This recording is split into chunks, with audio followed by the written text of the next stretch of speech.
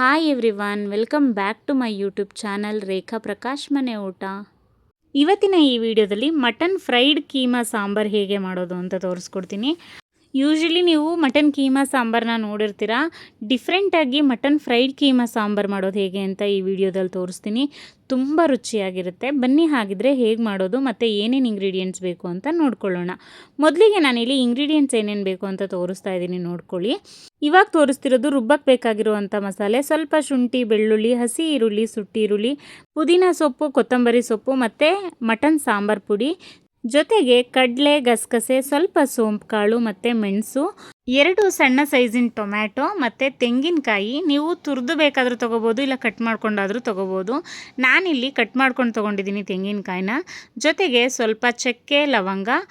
ಇಷ್ಟೆಲ್ಲ ಐಟಮ್ಸು ಮಸಾಲೆ ರುಬ್ಕೊಳ್ಳೋಕೆ ಬೇಕಾಗಿರೋವಂಥ ಇಂಗ್ರೀಡಿಯೆಂಟ್ಸ್. ಇಷ್ಟೊಂದೆಲ್ಲ ಅಂತ ಅಂದ್ಕೋಬೇಡಿ, ಯೂಶ್ವಲಿ ಮಟನ್ ಸಾಂಬಾರ್ಗೆ ಹಾಕೋ ಎಲ್ಲ ಐಟಮ್ಸ್ನು ನಾನು ತೋರಿಸಿದ್ದೀನಿ ಅಷ್ಟೇ. ಇದನ್ನು ಹಸಿಯಾಗಿ ರುಬ್ಬೋದಕ್ಕಿಂತ ಹುರಿದು ರುಬ್ಕೋಬೇಕಾಗುತ್ತೆ. ಎಸ್ಪೆಷಲಿ ಕೀಮಾ ಸಾಂಬಾರ್ಗಂತೂ ಮಿಸ್ ಮಾಡ್ದಲೇ ನೀವು ಮಸಾಲೆನ ರುಬ್ಕೊಂಡು ಹಾಕ್ಕೊಳ್ಳಿ. ಅದಕ್ಕೆ ನಾನಿಲ್ಲಿ ಒಂದು ಫ್ರೈಯಿಂಗ್ ಪ್ಯಾನ್ಗೆ ಸ್ವಲ್ಪ ಎಣ್ಣೆನ ಹಾಕ್ಕೊಂಡು, ಎಣ್ಣೆ ಬಿಸಿ ಆದ ನಂತರ ಎಲ್ಲ ಮಸಾಲ ಐಟಮ್ಸ್ಗಳನ್ನ ಹಾಕಿದ್ದೀನಿ. ಅದಾದಮೇಲೆ ಎಲ್ಲ ಇಂಗ್ರೀಡಿಯೆಂಟ್ಸ್ ಏನೇನು ತೊಗೊಂಡಿದ್ದೀರಾ ಅದನ್ನೆಲ್ಲನೂ ಒಂದಾದಮೇಲೆ ಒಂದು ಹಾಕ್ಕೊಂಡು ನೀಟಾಗಿ ಫ್ರೈ ಮಾಡ್ಕೊಳ್ತಾ ಹೋಗಬೇಕಾಗುತ್ತೆ. ಇದೇ ಆರ್ಡರಲ್ಲಿ ಹಾಕ್ಕೋಬೇಕು ಅನ್ನೋ ಥರನೂ ಏನೂ ಇಲ್ಲ. ನೀವು ಯಾವ ಇಂಗ್ರೀಡಿಯೆಂಟ್ ಆದಮೇಲೆ ಯಾವ ಇಂಗ್ರೀಡಿಯೆಂಟ್ಸ್ ಬೇಕಾದ್ರೂ ಹಾಕ್ಕೋಬೋದು, ಏನು ಪ್ರಾಬ್ಲಮ್ ಇಲ್ಲ. ಬಟ್ ಥಿಂಗ್ ಈಸ್, ನೀವು ಹುರ್ಕೋಬೇಕಾಗತ್ತೆ ಮಸಾಲೆಗೆ ಎಲ್ಲ ಇಂಗ್ರೀಡಿಯೆಂಟ್ಸ್ನು.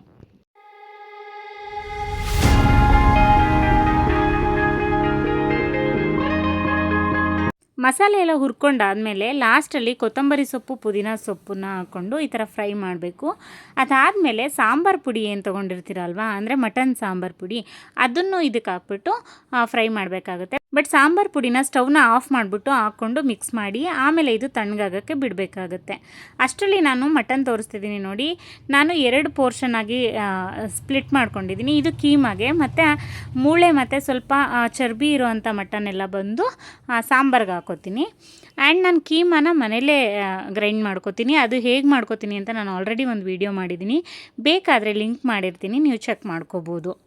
ಇವಾಗ ಒಂದು ಕುಕ್ಕರ್ ತೊಗೊಂಡು ಕುಕ್ಕರ್ಗೆ ಒಂದು ಸ್ವಲ್ಪ ಎಣ್ಣೆನ ಹಾಕೋತಾ ಇದ್ದೀನಿ. ಎಣ್ಣೆ ಬಿಸಿ ಆದ ನಂತರ ಒಂದು ಈರುಳ್ಳಿ ಮತ್ತು ಸ್ವಲ್ಪ ಅರಿಶಿನ ಹಾಕ್ಕೊಂಡು ನೀಟಾಗಿ ಫ್ರೈ ಮಾಡ್ಕೋತೀನಿ, ಈರುಳ್ಳಿ ಫ್ರೈ ಆಗೋವರೆಗೂ. ಅದಾದಮೇಲೆ ಡೈರೆಕ್ಟಾಗಿ ತೊಗೊಂಡಂಥ ವಿತ್ ಬೋನ್ ಪೀಸಸ್ ಏನಿರುತ್ತೆ ಅದು, ಮತ್ತು ಕೊಲೆಸ್ಟ್ರಾಲ್ ಇರುವಂಥ ಪೀಸಸ್ಗಳನ್ನೆಲ್ಲ ಹಾಕ್ಕೊಂಡು ಈರುಳ್ಳಿಯಲ್ಲಿ ಚೆನ್ನಾಗಿ ಫ್ರೈ ಮಾಡ್ಕೋತೀನಿ. ಆ್ಯಂಡ್ ಇದೇ ಸ್ಟೇಜಲ್ಲಿ ನಾವು ಉಪ್ಪನ್ನು ಹಾಕ್ಕೋಬೇಕಾಗುತ್ತೆ ರುಚಿಗೆ ತಕ್ಕಷ್ಟು. ಅದನ್ನು ಹಾಕ್ಕೊಂಡು ನೀಟಾಗಿ ಮಿಕ್ಸ್ ಮಾಡಿಬಿಟ್ಟು ಚೆನ್ನಾಗಿ ಬೇಯೋಕ್ಕೆ ಬಿಡಬೇಕಾಗುತ್ತೆ. ಬಟ್ ಯಾವುದೇ ಕಾರಣಕ್ಕೂ ಕುಕ್ಕರ್ ಲಿಡ್ನ ಕ್ಲೋಸ್ ಮಾಡೋಕ್ಕೆ ಹೋಗಬೇಡಿ ಈ ಸ್ಟೇಜಲ್ಲಿ. ಯಾಕೆ ಅಂತಂದರೆ ಮಟನ್ನೆಲ್ಲ ನೀಟಾಗಿ ಹಸಿ ಸ್ಮೆಲ್ ಹೋಗೋವರೆಗೂ ಇದೇ ಥರ ಫ್ರೈ ಮಾಡಬೇಕಾಗುತ್ತೆ. ಅದು ಕಂಪ್ಲೀಟಾಗಿ ಎಣ್ಣೆ ಬಿಟ್ಕೊಳ್ಳೋವರೆಗೂ ಓಪನ್ ಲಿಡ್ಡಲ್ಲೇ ಬೇಯಿಸ್ಕೊಳ್ಳಿ. ಯಾವುದೇ ಕಾರಣಕ್ಕೂ ಕುಕ್ಕರ್ ಲಿಡ್ನ ಕ್ಲೋಸ್ ಮಾಡಬೇಡಿ. ಆ್ಯಕ್ಚುಲಿ ಚೆನ್ನಾಗಾಗಲ್ಲ ಆ ಥರ ಕ್ಲೋಸ್ ಮಾಡಿದ್ರೆ. ಇಲ್ಲಿ ಕಂಪ್ಲೀಟಾಗಿ ಎಣ್ಣೆ ಬಿಟ್ಟಿದೆ ಇವಾಗ ಮಟನ್ನು. ಇವಾಗ ನಾವು ಮಸಾಲೆ ರುಬ್ಕೋಬೇಕು, ಮಸಾಲೆ ಆ್ಯಡ್ ಮಾಡಬೇಕಾಗುತ್ತೆ ಇದಕ್ಕೆ. ಅಷ್ಟರಲ್ಲಿ ನಾವು ಹುರ್ಕೊಂಡಿರುವಂಥ ಮಸಾಲೆ ಎಲ್ಲ ತಣ್ಣಗಾಗಿರುತ್ತೆ ಅಲ್ವ, ಅದನ್ನು ನೀಟಾಗಿ ನುಣ್ಣಗೆ ರುಬ್ಕೋಬೇಕಾಗುತ್ತೆ ಈ ಥರ. ಇವಾಗ ಈ ಮಸಾಲೆನ ಚೆನ್ನಾಗಿ ನೀರು ಸುಂಡಿರುವಂಥ ಮಟನ್ಗೆ ಸೇರಿಸ್ಬಿಟ್ಟು ಮತ್ತೆ ನೀಟಾಗಿ ಮಿಕ್ಸ್ ಕೊಡಬೇಕು.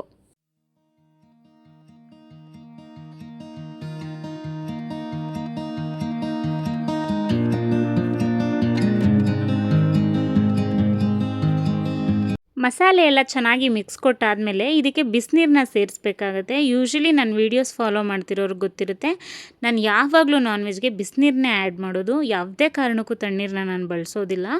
ಸೊ ಇವಾಗ ನಿಮಗೆ ಸಾಂಬಾರು ಹೇಗೆ ಬೇಕೋ, ಎಷ್ಟು ತಿಕ್ನೆಸ್ಸಲ್ಲಿ ಬೇಕೋ ಆ ತಿಕ್ನೆಸ್ಸಲ್ಲಿ ನೀವು ನೀರನ್ನು ಆ್ಯಡ್ ಮಾಡ್ಕೊಬೇಕು. ಆ್ಯಡ್ ಮಾಡ್ಕೊಬಿಟ್ಟು ನೀಟಾಗಿ ಮಿಕ್ಸ್ ಕೊಡಿ.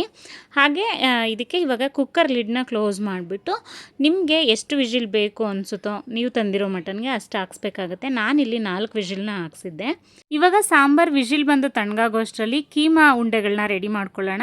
ಅದಕ್ಕೆ ನಾನಿಲ್ಲಿ ಕೊತ್ತಂಬರಿ ಸೊಪ್ಪು, ಪುದೀನ ಸೊಪ್ಪು, ಖಾರಕ್ಕೆ ತಕ್ಕಷ್ಟು ಹಸಿಮೆಣಸಿನ್ಕಾಯಿ, ಶುಂಠಿ ಬೆಳ್ಳುಳ್ಳಿ ಪೇಸ್ಟು ಮತ್ತು ಸ್ವಲ್ಪ ಅರಿಶಿನ ಹಾಕ್ಕೊಂಡು ಗ್ರೈಂಡ್ ಮಾಡ್ಕೋಬೇಕು ಈ ಥರ. ಇವಾಗ ನಾನಿಲ್ಲಿ ಕೀಮಾ ತೋರಿಸ್ತಾ ಇದ್ದೀನಿ ನೋಡಿ, ನಾನು ಮನೆಯಲ್ಲೇ ಗ್ರೈಂಡ್ ಮಾಡ್ಕೊಂಡಿರೋದು. ಬೇಕಿದ್ರೆ ನಿಮಗೆ ಆ ವಿಡಿಯೋ ಲಿಂಕ್ ಅಟ್ಯಾಚ್ ಮಾಡಿರ್ತೀನಿ, ನೀವು ಚೆಕ್ ಮಾಡಿ. ಆ ಗ್ರೀನ್ ಪೇಸ್ಟ್ ಜೊತೆಗೆ ಆಲ್ರೆಡಿ ನಾವು ಖಾರ ರುಬ್ಕೊಂಡಿರ್ತೀವಲ್ಲ ಸಾಂಬಾರಿಗೆ, ಅದನ್ನು ಸ್ವಲ್ಪ ತೆಗೆದಿಟ್ಕೊಳ್ಳಿ, ಒಂದು 4 ಟೇಬಲ್ ಸ್ಪೂನಷ್ಟು. ಇವಾಗ ಅದನ್ನು ಹಾಕ್ಬಿಟ್ಟು ಜೊತೆಗೆ ಕಡಲೆ ಹಿಟ್ಟು ಮತ್ತು ರುಚಿಗೆ ತಕ್ಕಷ್ಟು ಉಪ್ಪನ್ನು ಹಾಕಿ ನೀಟಾಗಿ ಮಿಕ್ಸ್ ಕೊಡಬೇಕು ಕೀಮಾ ಉಂಡೆಗಳು ಮಾಡ್ಕೊಳ್ಳೋಕ್ಕೆ. ಇದನ್ನೆಲ್ಲ ಮಿಕ್ಸ್ ಕೊಟ್ಟಾದಮೇಲೆ ಲಾಸ್ಟಲ್ಲಿ ಒಂದು ಮೊಟ್ಟೆನ ಬೇಕಾದರೆ ಒಡೆದು ಬಿಡ್ಬೋದು. ಒಂದು ಮೊಟ್ಟೆನೂ ಹಾಕ್ಕೊಬಿಟ್ಟು ನೀಟಾಗಿ ಮಿಕ್ಸ್ ಮಾಡಿ ಒಂದು 5 ಮಿನಿಟ್ಸ್ ಬಿಡಬೇಕಾಗುತ್ತೆ.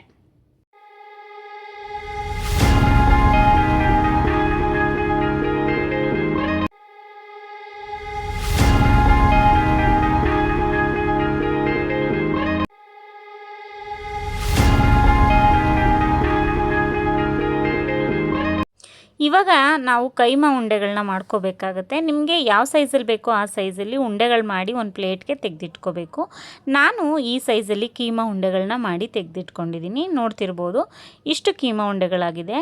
ಇವಾಗ ನಾನು ಆಲ್ರೆಡಿ ಹೇಳ್ದಂಗೆ ಇದು ಫ್ರೈಡ್ ಕೀಮಾ ಸಾಂಬಾರಾಗಿರೋದ್ರಿಂದ ನಾನೇನು ಮಾಡ್ತಾಯಿದ್ದೀನಿ, ಒಂದು ಫ್ರೈಯಿಂಗ್ ಪ್ಯಾನ್ಗೆ ಸ್ವಲ್ಪ ಎಣ್ಣೆ ಹಾಕ್ಕೊಂಡು ಎಣ್ಣೆ ಬಿಸಿ ಆದ ನಂತರ ಮಾಡಿಟ್ಕೊಂಡಿರುವಂಥ ಕೀಮಾ ಬಾಲ್ಸ್ನೆಲ್ಲ ಈ ಥರ ಲೈಟಾಗಿ ಫ್ರೈ ಮಾಡ್ಕೋತೀನಿ. ಲೈಟಾಗಿ ಫ್ರೈ ಮಾಡ್ಕೋಬೇಕು. ಸೊ ನಿಧಾನಕ್ಕೆ ಎರಡೂ ಸೈಡ್ ಬೇಯಿಸ್ಕೋಬೇಕಾಗುತ್ತೆ. ಅದಕ್ಕೋಸ್ಕರ ನಾನಿಲ್ಲಿ ಎಲ್ಲನೂ ಕೀಮಾ ಬಾಲ್ಸ್ ಒಂದು ಫ್ರೈಯಿಂಗ್ ಪ್ಯಾನ್ ಹಾಕ್ಬಿಟ್ಟು ಲಿಡ್ ಕ್ಲೋಸ್ ಮಾಡಿಬಿಟ್ಟು ಒಂದು 2 ನಿಮಿಷ ಬೇಯಿಸ್ಕೊಂಡ್ರೆ ಸಾಕು. ಅಷ್ಟರಲ್ಲಿ ಇವಾಗ ಇಲ್ಲಿ ಸಾಂಬಾರು ಹೇಗಾಗಿದೆ ನೋಡೋಣ. ಯಾಕಂದರೆ ಕುಕ್ಕರ್ ತಣ್ಣಗಾಗಿರುತ್ತೆ ಅಷ್ಟರಲ್ಲಿ. ವಾವ್, ಎಷ್ಟು ಚೆನ್ನಾಗಾಗಿದೆ ಗೊತ್ತಾ ಸಾಂಬಾರು. ಇನ್ಫ್ಯಾಕ್ಟ್ ಇದು ತುಂಬ ಚೆನ್ನಾಗಿ ಬೆಂದು ಅಲ್ಲಿ ಹಾಕಿರುವಂಥ ಮಟನ್ ಪೀಸಸ್ ಎಲ್ಲ ಚೆನ್ನಾಗಿ ಉಪ್ಪು ಖಾರ ಹಿಡ್ದಿರುತ್ತೆ. ಇವಾಗ ನೀವು ಇದಕ್ಕೆ ಕುದಿಸ್ಬೇಕಾಗುತ್ತೆ ಸಾಂಬಾರನ್ನ. ಕುದಿಸೋಕೆ ಮುಂಚೆ ಕೀಮಾ ಬಾಲ್ಸ್ನ ಹಾಕೋಕ್ಕೆ ಹೋಗಬೇಡಿ. ಚೆನ್ನಾಗಿ ಸಾಂಬಾರನ್ನ ಕುದಿಸ್ತಾ ಇರಬೇಕಾದ್ರೆ ಫ್ರೈ ಮಾಡ್ಕೊಂಡಿರುವಂಥ ಕೀಮಾ ಬಾಲ್ಸ್ನ ಸಾಂಬಾರು ಒಳಗಡೆ ಈ ಥರ ನಿಧಾನವಾಗಿ ಒಂದೊಂದೇ ಬಿಡಬೇಕಾಗತ್ತೆ. ಬಿಟ್ಬಿಟ್ಟು ಮೀಡಿಯಮ್ ಫ್ಲೇಮಲ್ಲಿಟ್ಟು 10ರಿಂದ 15 ನಿಮಿಷ ಕಂಟಿನ್ಯೂಸ್ ಆಗಿ ಬೇಯಿಸ್ಕೋಬೇಕು.